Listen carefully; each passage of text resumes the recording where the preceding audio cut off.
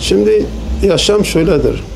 Yaşam önce ders lazım, terbiye lazım. Yani hiç bir insan ders görmeden kendi yetiştiremez. Yani ben şahsen 70 yaşındayım.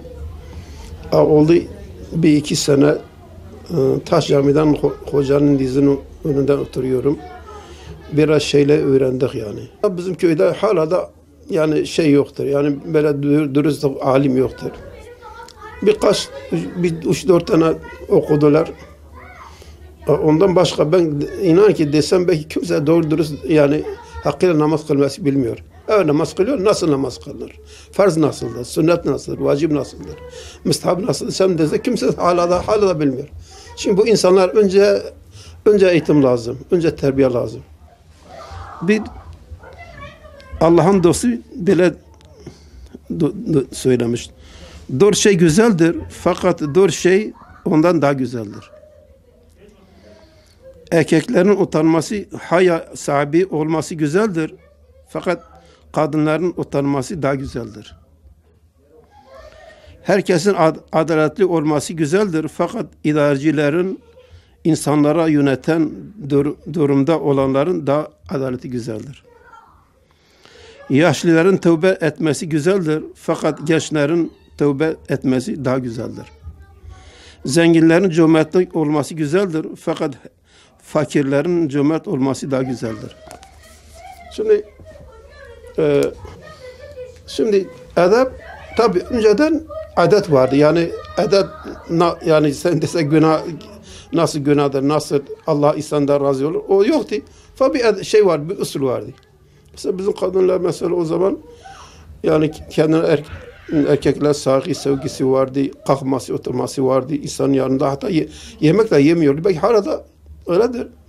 Fakat dese ki ilimdendir yani yok da bu bir adetti. Fakat adet de kalktıysa şey de ortadan kalktıysa ilim de mesela terbiye de mesela o da kalktıysa olur insan her şey kaybeder yani. Mesela işte öyledir yani köyden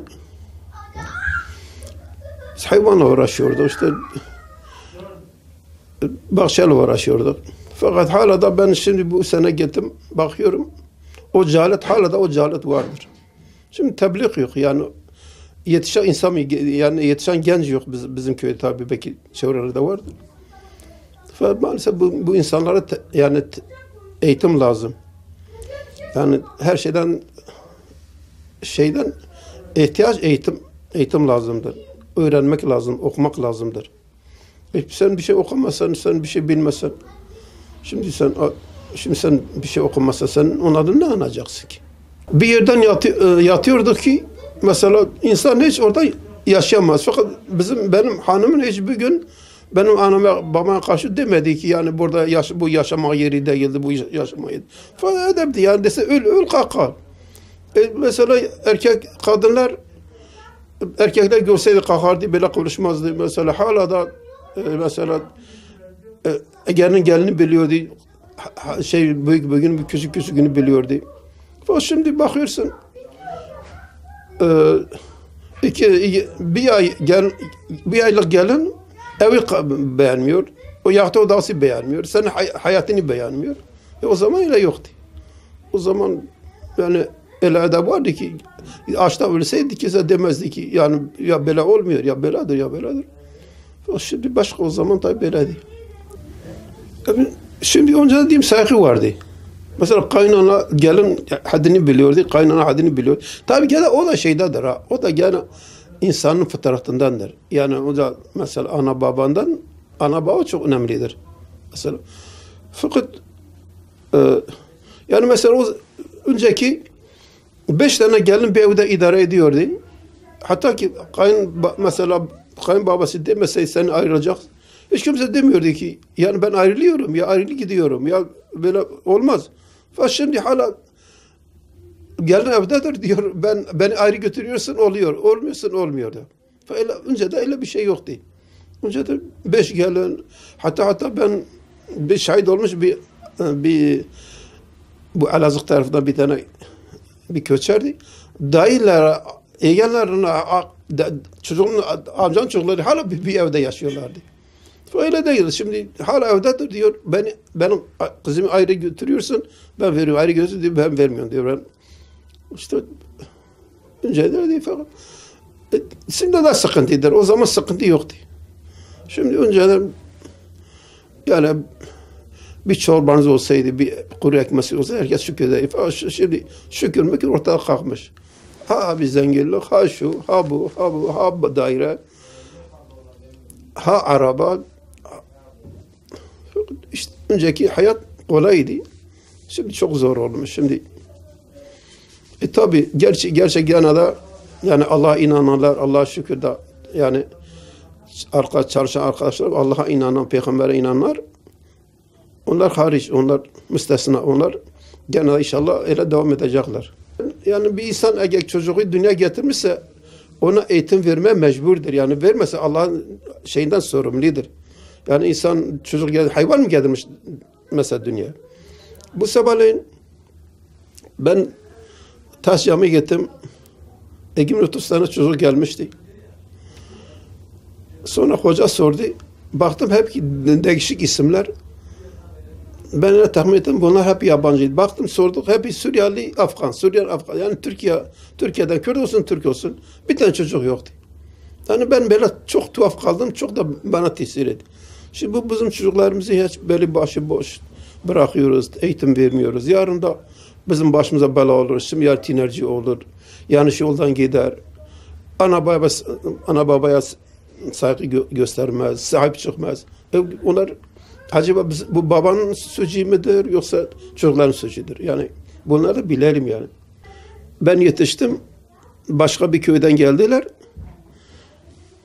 Dedi işte namaz falan köyden falan evden namaz kılıyorlar. Herkes diyor acaba namaz nedir? Tabii bizimki bir şeydi, bir Marmara bölgesi bir küçük köydü. Tabii her köyde öyle değildir.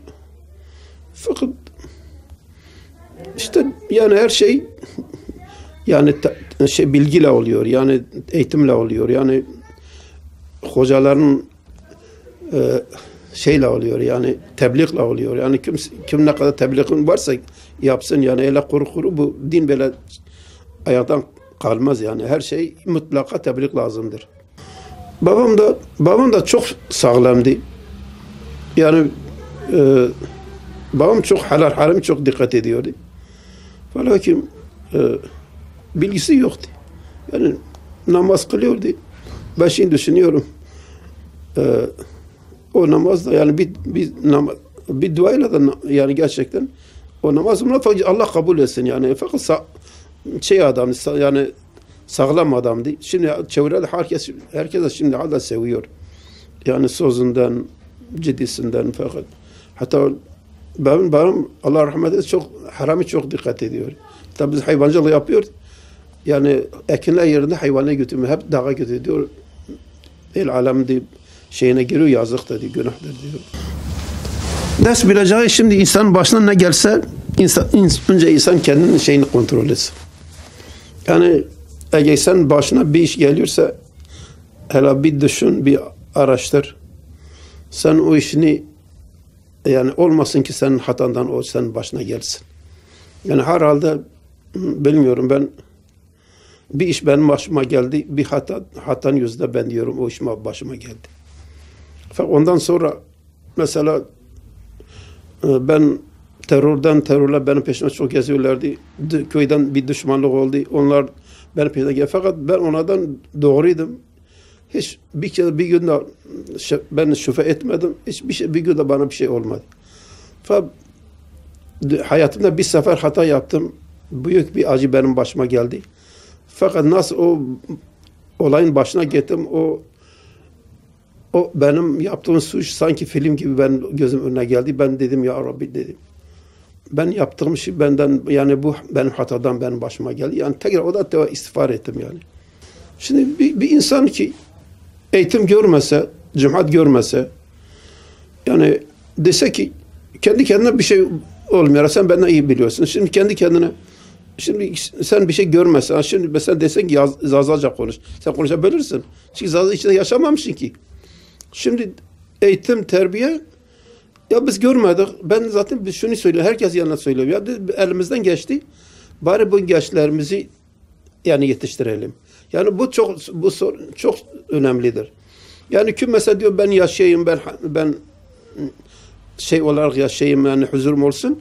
Çocuklarını mutlaka okutsun ya cemaate ya bir bilen temiz insanla yani arkadaş etsin. Şimdi sen kimle geçsen sen onun ahlakını alırsın. Şimdi gençler böyle gençler bir de gençler sanki ben tabii bu cemaatten mesela gece gündüz ben çok da yani ben takip ediyorum ya şimdi mutlaka şimdi sabah namazına, yatsı namazına, cemaat namazına yani katılmak lazım. Yani Peygamber nasıl bize emretmişse öyle yaşayalım yani. Hiç ben söylemek gerekmiyor.